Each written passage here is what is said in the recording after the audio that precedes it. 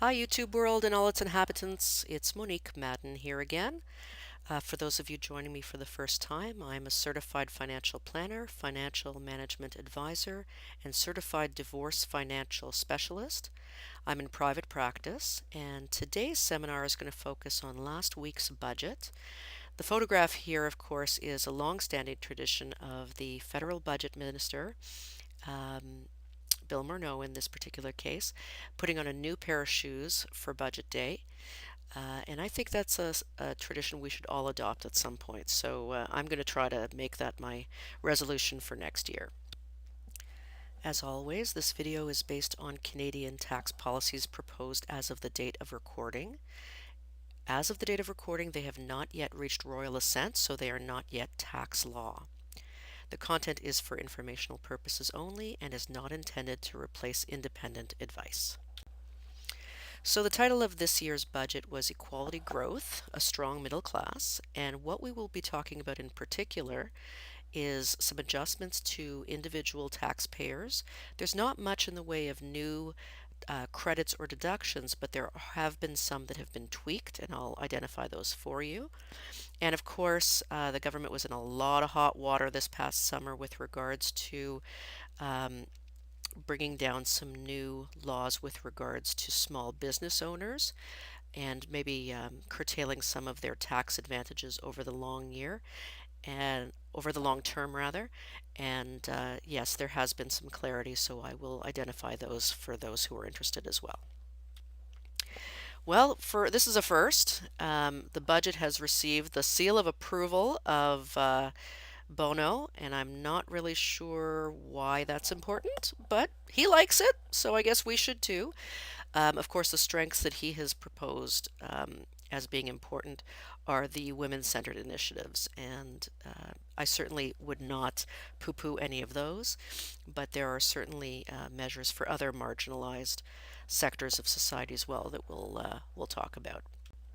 So, with regards to the role of women, basically the government has focused in on what 51% of the population's impact is on the gross domestic product. And in so doing, in trying to support women's initiatives, they are expanding on affordable childcare. And what they've done is they've introduced thousands and thousands of new daycare spots, which they will be implementing initially in Ontario as a test project, and then I presume offering them in other provinces as well. And these daycare spots, of course, are accompanied by millions and billions of dollars of investment. They've also identified improved access to small business loans and government contracts and venture capital. Now, as a small business owner myself, I can tell you that it's exceedingly difficult for all small business owners to access loans, and any improvement in this respect, I think, would be beneficial to all small business owners. I'm not aware, and I've not personally had any dealings with not being granted government contracts because of my gender, but I presume if it's being highlighted here that there are those who've been lobbying for that, so that must be a very good turn as well. There is going to be initiation of some pay equity legislation, which I guess is a long time coming for those who are employed and may find inequity amongst their male peers, and some improved training for trades and construction. So women who want to be um, in trades and construction, I guess there will be some focus there to equalize the opportunities. In a continuing effort to reconcile and enhance the role of First Nations, there too has been a focus in this budget on the impact of First Nations, Inuit, and Métis on the gross domestic product. So again, more good news, improved childcare and family services. Um, I'm embarrassed to say that they're still talking about improved water treatment and home repairs. I'm embarrassed as a Canadian that we still have to worry about these things, and this should have been implemented long, long, long ago. And then, of course, improved skills and employment training and healthcare programs. So all of these initiatives for any, uh, in my opinion, any Canadian should be important. And I'm very, very glad that there's been an emphasis on this in this budget. Also, supporting those who are the most vulnerable in society. Those who are low income earners will enjoy a Canada Workers Benefit. This is actually an enhancement of an existing tax credit. Um, so, what it does really is it tries to incentivize those who may not see the merit in going off of Ontario Works or other welfare programs.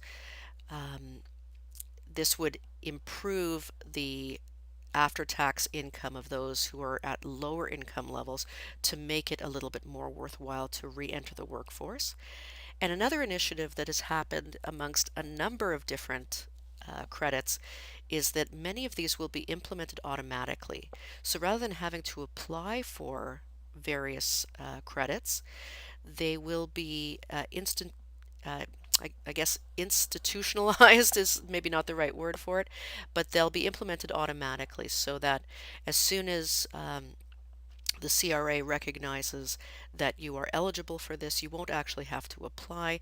There will be some sort of automatic communication with the ministry involved in these initiatives to enroll you in these programs. And that's really just to bypass the idea that those who are in the know or those who have accountants or social workers who are in tune to these types of initiatives, that they would have an unfair advantage because they would know what to apply for. And I think that equalizes the opportunities as well. There's also a very interesting program I was not aware of, but apparently this is being enhanced, so I'm embarrassed to say this is my first hearing of it, but a wage earner protection program. So, in cases where companies go bankrupt, um, this would increase the benefits to the employees from, I guess it was 5 weeks of EI up to 7 weeks of EI in for those who might not otherwise be entitled. Now, this is also very interesting because, of course, we've had a few situations, Sears, way back when, Nortel, where an employer goes bankrupt and it's just devastating on so many levels. And this will, of course, be a very, very small but not insignificant improvement for those who are vulnerable when large employers go bankrupt and even small ones. For families, there has been adjustment to the EI parental leave.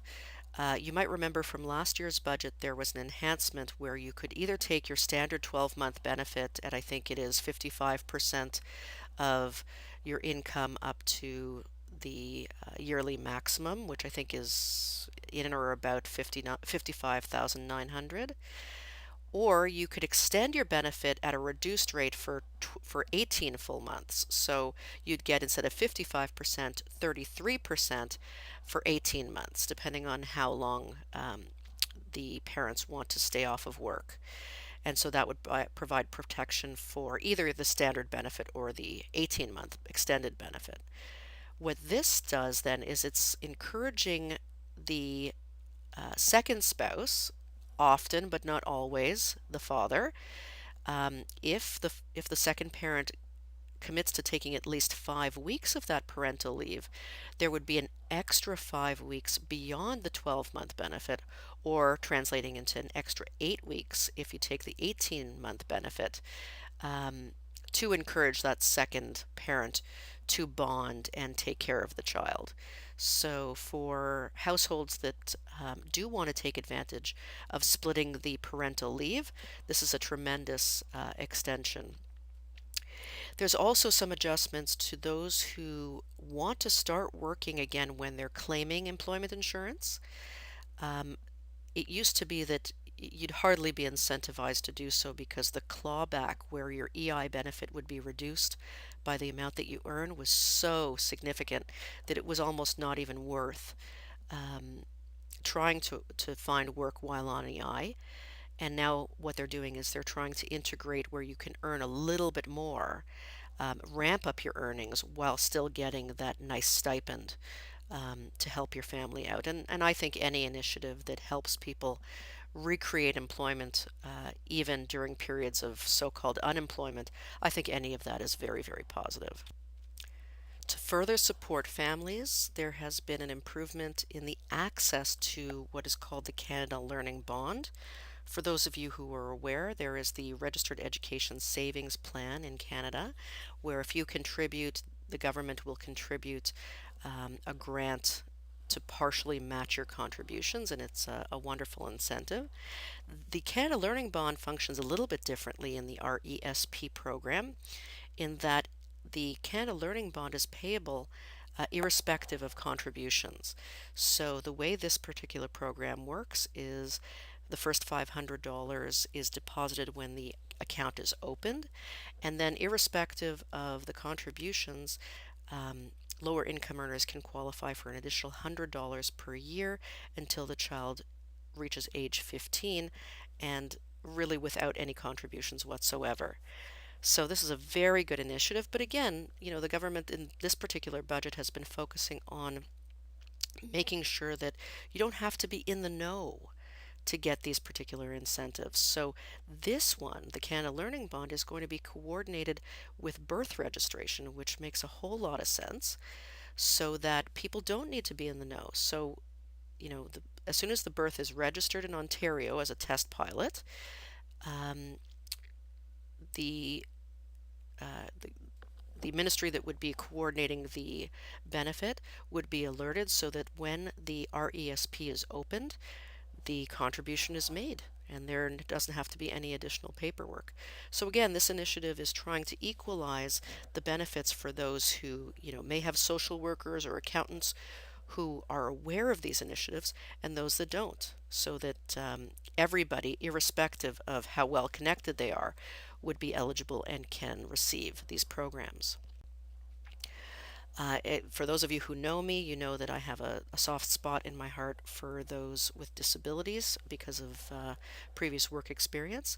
And there has been additional programming funding for those affected by dementia and autism, and the extension of the medical expense tax credit for costs associated with those who have post-traumatic stress disorder and find benefit from service dogs. So great, great, great initiatives. In terms of moving towards supporting businesses, although we'll get more into this in a minute, the government is, kind of patting itself on the back for all the different trade agreements that it's part of.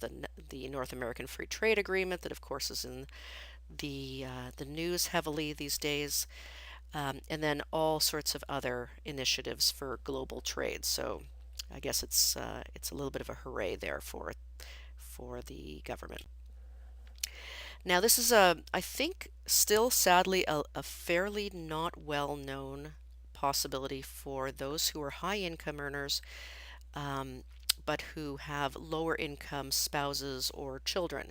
So a prescribed rate loan is essentially a loan between people who don't really work at arm's length. Arm's length transactions are those where each is really only interested in its own benefits, and of course those who are related or companies that are related because of primary shareholders, those wouldn't be perfectly non-arm's length transactions. So usually when you have transactions between those who are not arm's length, whatever tax incentive you're trying to work on is usually affected or repealed.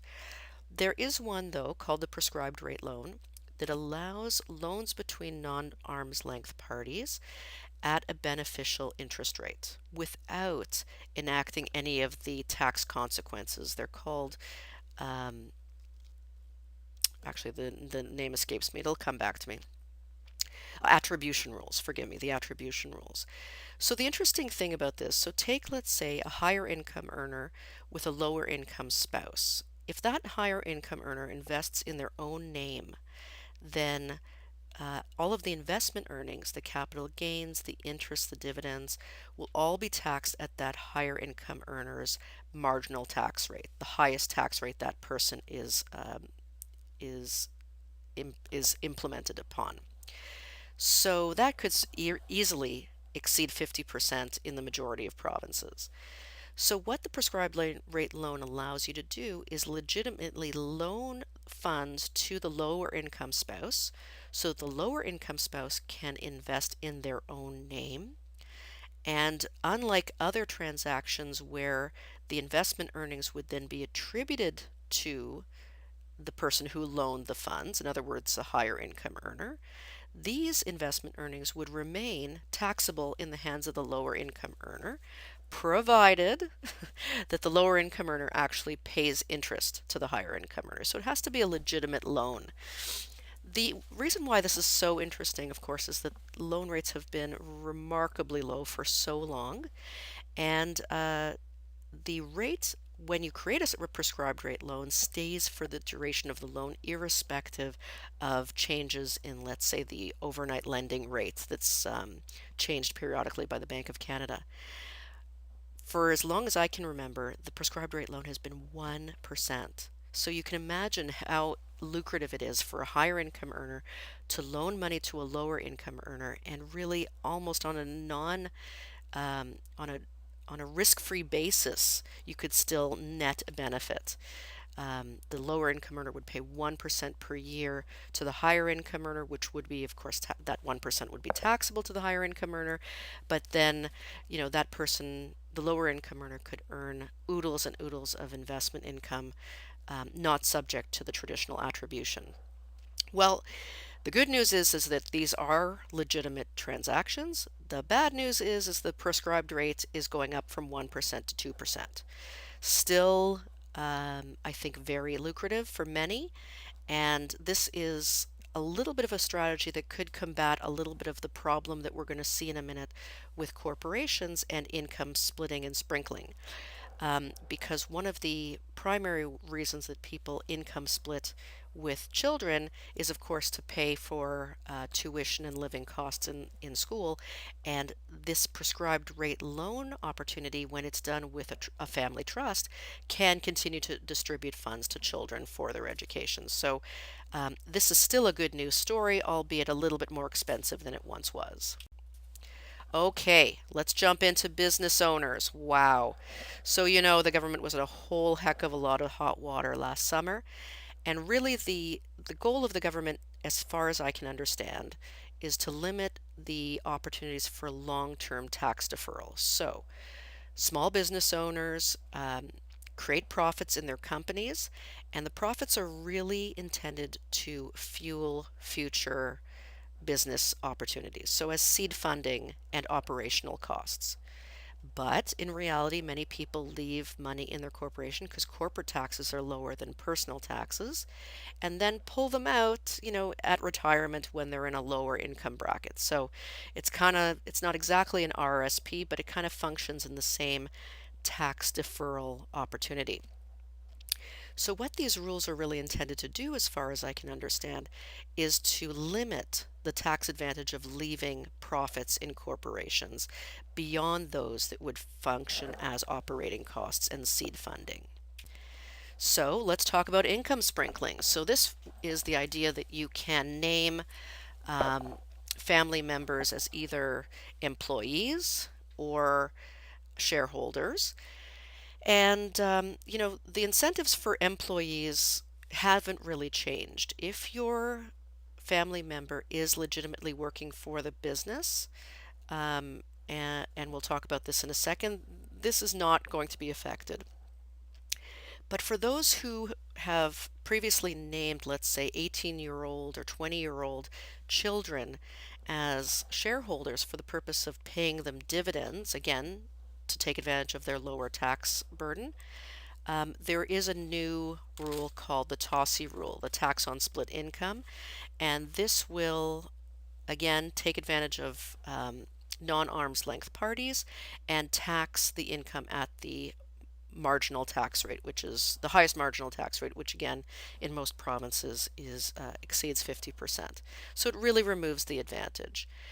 The key thing here is that what you used to be able to do as soon as your children reached age of majority is now going to be delayed. So the advantage will really not exist any longer for anyone who's under the age of 25. So children who exceed the age of 25 You can still have them as shareholders enjoying dividends, but of course, by that point, many of them are earning their own income. So this really does put a damper on income splitting and sprinkling.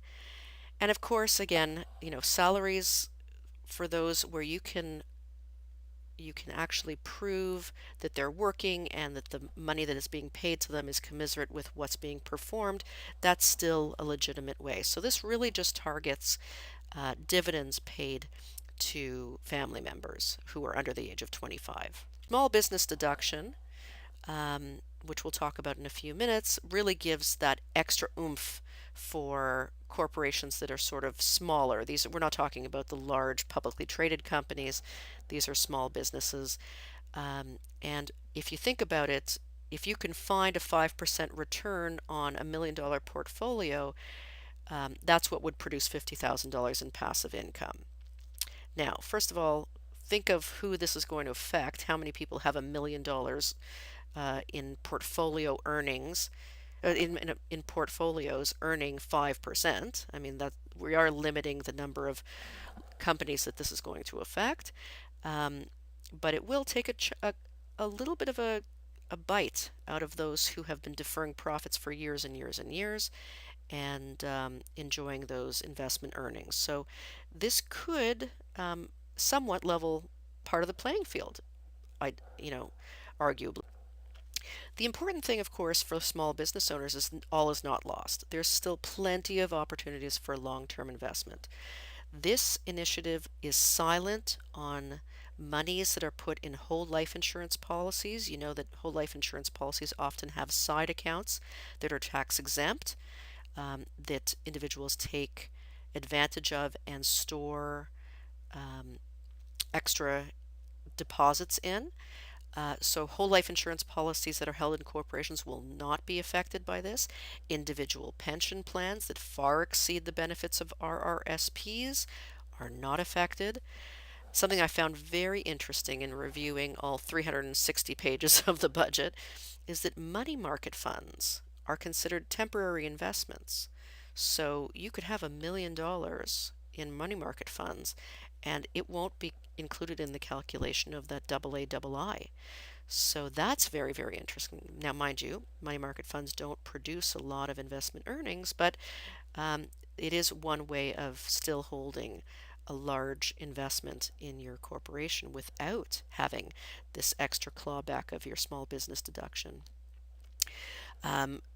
Things that are exempt are farming investments, venture capital, initiatives by the government to continue to support the creation of businesses and protect farming, and any sort of buy and hold growth investment. So if you think about it, to produce $50,000 in passive investment income, you have to crystallize $100,000 in capital gain. So provided that your investment is sort of growth oriented, meaning it doesn't produce dividends, it's just a growth play in your portfolio, you could certainly enjoy a lot in the way of capital growth without triggering the AA rules. So still very, very interesting. And then an argument that my colleague and friend Jamie Gollenbeck makes is that according to his calculations, lots of accountants still encourage people to leave money in their corporations rather than paying the tax on the money and then contributing to an RSP or TFSA.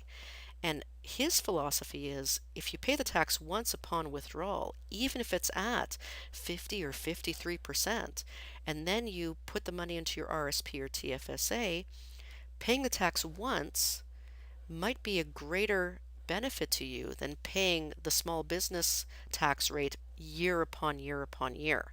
So again, I haven't done those calculations, but I do trust him, and he seems to think that there's still merit in withdrawing funds, albeit at a high tax rate. So what does this passive investment income do? Well, it really affects the small business deduction. For those of you who know, small business deduction gives an extra incentive, an extra low, super, super, super low tax bracket for the first 500,000 in active business income. And what this AA calculation on passive investment income is meant to do is it's going to claw back the small business deductions. So if you have um, passive investment income exceeding $50,000, every dollar exceeding that $50,000 threshold will then claw back your small business deduction by $5. So instead of 500,000, you could have, your small business deduction be eroded to 450,000, subject to that lower tax rate, or 400,000 subject to that lower tax rate. And what it really means is if you start exceeding 150,000 in passive investment income, your company is no longer going to be eligible for the small business deduction on that first 500,000 in active business income. So this really ties two incentives together. It limits the long-term prospect of investment portfolios in small businesses and affects their ability to take advantage of this super low rate. Lastly, there's this, I'm not going to get into it because I'm not an accountant, but the RDTOH is the refundable dividend tax on hand, and it's meant to offer an equalizing force between dividends on investment earnings in a corporation when they're ultimately paid out to a shareholder. So, for example, when we buy shares of a bank, the dividends that we're earning on those shares are first taxed at the corporate level before they're paid out to us, and then they're taxed to us personally when we receive them. And so, in order to avoid double taxation, the corporation gets a refund, so a refund on the dividends that they've paid out. Those refunds then provide benefits to the corporation, and the same holds true for dividends that are paid out by small businesses.